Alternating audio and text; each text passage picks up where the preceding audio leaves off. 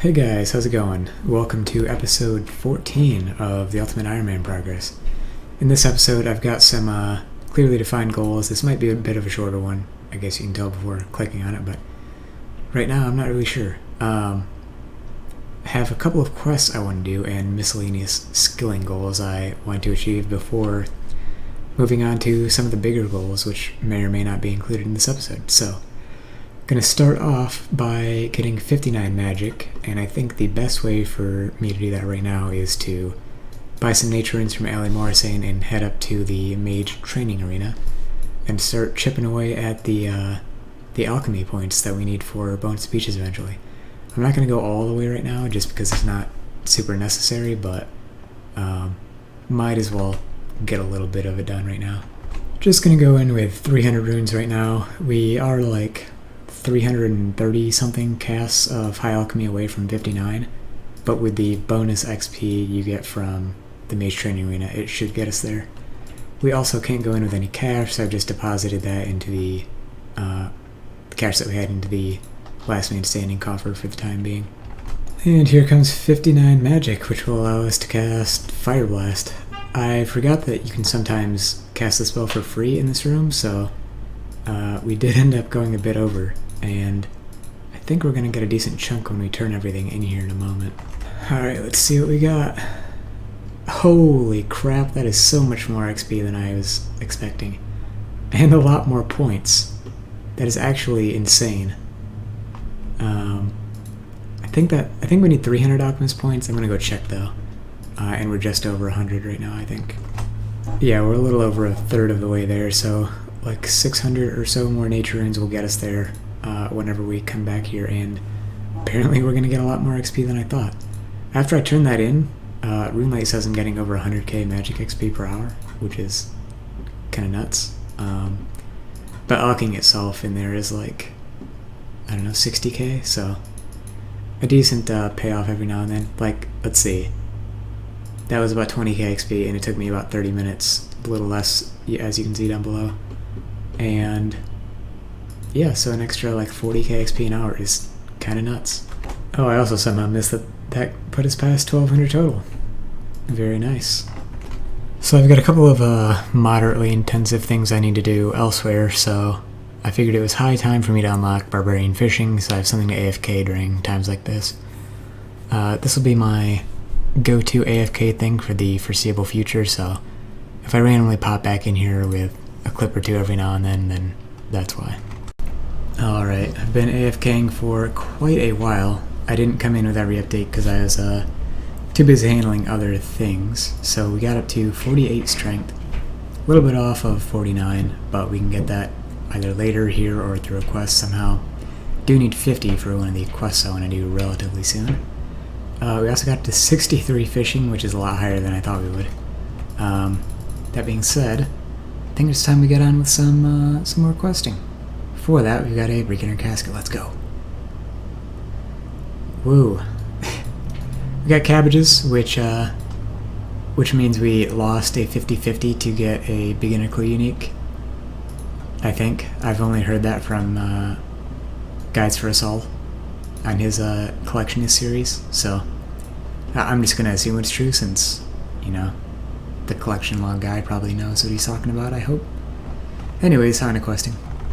Whenever I come through Camelot, I've been stocking up on compost, super compost that is. Pretty much just come here, fill up the buckets, go down to the charter ship, buy 15 pineapples, come back, fill it up. Just trying to stock up on super compost to turn into ultra compost later, ahead of whenever I want to start farming, so I don't have to do it then. So we're on the last step of Family Crest, if we check here, which requires us to go into the wilderness to fight the final boss. So the danger there, of course, is losing all our stuff if we die, and that danger persists even if we use Zulrah for death storage, so instead we'll be using the classic nettles at Edgeville to keep our stuff on the ground for an hour, and this will not disappear, as this should be common knowledge by now, if we die another time, either to players or something else. We will keep all of our untradables on us, which includes like the Ivan staff and the Graceful, but I'm not super worried about those. I'm pretty sure the graceful you keep on death anyways, like if you die in the wilderness. So everything else though, I'll be leaving everything except the bare necessities at my death pile. I actually meant to drop a few things there, but I forgot. Alright, the Drayman staff is probably the most annoying part.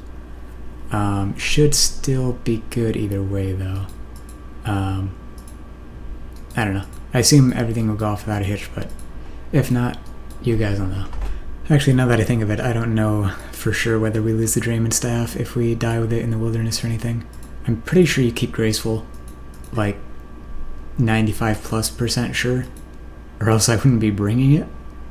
But I guess I don't 100% know for sure. I feel like that's the case though, with untradables like that. I don't know, I guess my plan now is just to hope, and I brought the law runes if I need to teleport as well, because I don't think I'll be getting teleblocked at my level anyways. Holy crap, this Chaos Druid just entangled me or something, and I got so scared, dude.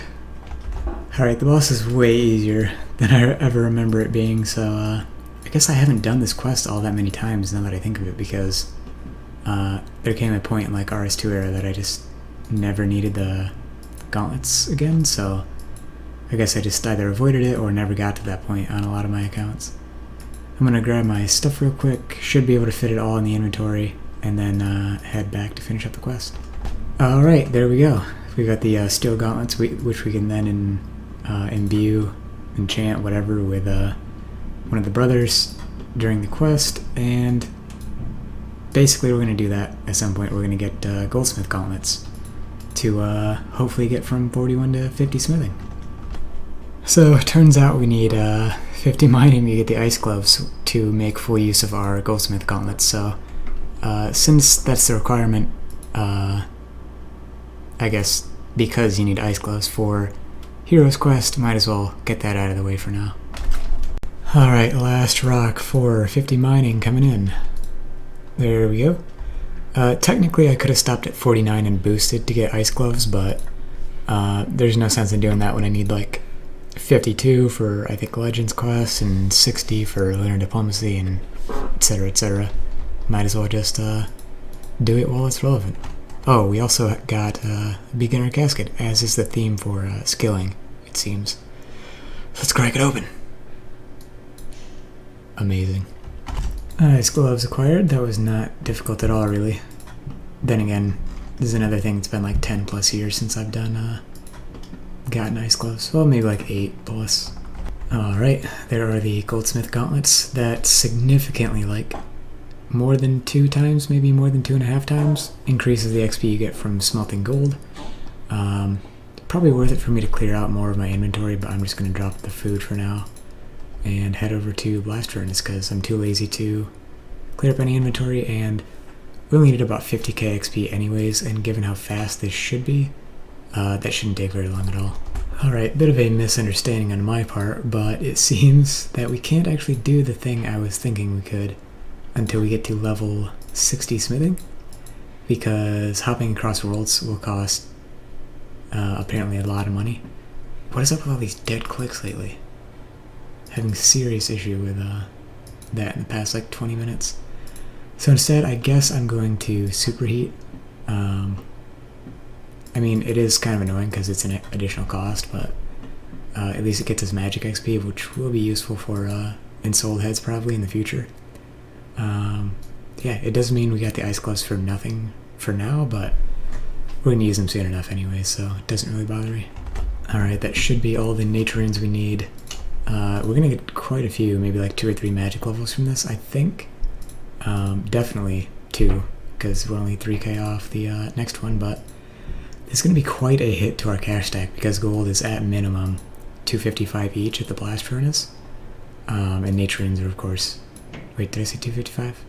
I think nature runes and gold are both 225 each, so like 450k plus for this method we're doing. Like, look at that. I clicked on that and didn't do anything. What's up with that? Anyways, but that's the entire reason we got Rogue and our Thieving level up anyways. can make like 200k an hour, so I still think this is faster overall. Plus we're getting like the thieving XP out of it. I think it's faster overall and more macro efficient to do things this way than some of the alternatives we could do. Here is 45 smithing. We're also 60 magic, right on track for 61. Getting about 70k XP per hour in both skills, which is very nice. And once again, the cost doesn't bother me too much. We're paying about 254 on average per gold. So this is nearly 500 per, like 56 XP we're getting, which is kind of crazy high, but honestly, anything that gets me to train my thieving more by blackjacking is probably a good thing, because otherwise like if I'm loaded on money, I'm not too motivated to do thieving, so this helps in that regard as well. Apologies for the big jump again, but we've nearly finished out 50 smithing. We can just go ahead and do that. Equip those before I forget. Superheat this. That'll take us to 50 smithing. And we are left with like 20k, which is less than I thought, so I figured I'd just come to Menophites and knock out a bit of thieving to help bolster the cash stack back up to at least part of its former glory, and we got from 75 to 78. I warned you guys, once I have an excuse to train thieving, I get there, but until then, I'm kind of lazy about it. Well, I finally got around to finishing the last free-to-play quest. I think you have to talk to King Roll for the last part of this? Yes, okay. There we go, 209 quest points. We are completely finished with the free-to-play quests. And now we have all the requirements for Heroes Quest, which is the next one up. Oh, and shout out to my partner from the official Friends chat, Large Raichu. So I've just started Heroes Quest, and I'm also finishing up Hand in the Sand, both of which require you to go to Antrana very momentarily, so did the whole death trick thing with Zora. Then my typical route is to, for anyone that's curious, run, or spawn in Lumbridge, right? Head up to Last Man Standing, pull money out of the coffer, restore run energy at Clan Wars, head down to Alley Morrisane, buy Camelot teleport runes, then run down to the charter ship, take it to Port Tyrus, then down to Zora. It's a very complicated process for those that aren't familiar with it. Well, I guess not complicated, but there are a lot of steps there. And something additional you can do is run down to the Flax, pick that on your way. It's an easy way to fill up your inventory so that if you're in a situation like me, where you don't want everything, you just want to select a few items, you can organize your inventory from top to bottom to rearrange what you'll get first. So in this case, I took off all my Graceful, had the Ice Gloves there, and had some runes. Anything past these runes, I would have had to probably get all my stuff back and die again, because there's combat stuff that I can't take to Antrana. So anyways, a long-winded explanation for a typical UIM thing, but yeah, on with the quests. Alright, there's Hand in the Sand finished. Nothing too notable there. Got some measly thieving XP and decent crafting XP. Probably better do that earlier on, although I guess you can't really in terms of crafting since you need 49, but yeah, importantly, this unlocks the ability to access the rune store once we get 66 magic to actually enter the magic guild. They added that as like a bot prevention measure or something like that, so yeah. Anyways, inventory stuff, so gotta fill up a new looting bag and get back to Heroes Quest. And here we go. There is the end of Heroes Quest. Another one that has been a very long time since I've done, and honestly I may have only done this once or twice compared to a lot of the early quests, which I've done like 8 or 9 times by this point, but do have a couple of levels gained from that. 49 strength, 49 defense, hit points, range, herb lore. Is that it? That's it. That's a lot of levels though. Puts us past 1225 total. And yeah, very solid. That does unlock a couple of things, most notably the Dragon Battle Axe, but I'll get into that when it's actually relevant. For now, there's another quest I want to look into doing, but I'm not sure whether I'll be able to, so I'm gonna look into that and then possibly come back at the end of it. Well, this wasn't the quest I'm talking about, but it's always an interesting one for sure. Anyways, oh yeah, I don't know. It's been ages since I've seen this cutscene once again. I've done this quest like 2 or 3 times maybe. A bit more than Hero's Quest, I'd say. So I just realized my last recording cut out. Something weird happened with my recording software, OBS that is. Anyways, I finished Between a Rock. I guess I can show all these. Yep, finished Between a Rock. Didn't get any levels from it, I don't think. I talked about how I want to do Haunted Mine, which I do. I'm just a little hesitant because the boss can hit very hard, unexpectedly. And now, completely unrelated to that, I am starting my first birdhouse run ever. First time getting all these set up. Got some seeds for a couple runs here. Because my Tears of Guthix is ready, but I don't want to do it until I can get it on runecrafting, which means I need to train both Hunter and Slayer. And I'm gonna go, I think, train Slayer right now. Or at least get set up to, I guess. I only need to do a couple tasks at most. And I want to do one at Vanica and one at the guy in Canifis. I don't know how to pronounce his name. Because those are both diary tasks, I believe. And it'll be nice to just get those out of the way for the first few early levels of Slayer. Alright, first ever task. What's it gonna be? Vampires. Of course it is. Alright, the world's worst first task is now over. Got us up to 24 Slayer, of course, because we're only 30 XP away, but what do you got for us, Vanica? 112 Moss Giants. That feels like a lot for how low of a Slayer level this actually is. Hopefully I can range them. Can I squeeze through this pipe over here? I mean, I'll just go ahead and kill him right here if I can. Why not? Ooh, there's 39 range. Yeah, I'm doing this without an accumulator. I can do the quest to get one, I'm just kind of lazy right now, and the point of this is to quickly get us past 26. So our runecrafting is our lowest skill, etc, etc. I already covered this, so next clip, please. Oh, also got 25 Slayer and I missed it. There's 40 range, which is a requirement for at least one important quest, Temple of Ikov. And also one of the reasons I'm training range right now, apart from it being a relatively good time too. And there's 26 Slayer, a couple more kills and we'll be past the, well, I guess not a couple more, almost an entire another level, never mind. Alright, before I reap the harvest of our birdhouse, I wanted to talk about the Ensouled Heads. I don't have enough Arceus favor just yet, and I'm kind of too lazy to get it right now, plus I'd kind of defeat the purpose of boosting our other levels to get runecrafting, though we do need to get 100% eventually. So I think just for this task I'm going to drop these, but before I continue past this initial training, I will get my level up and, my favor up, and sort out all the like runes and such I need before we get into long-term Slayer training. Anyways, I think we just do this. 560 up to 27 Hunter. And I think we're gonna get 28 too. And of course I forgot my, my thingamajigs over here.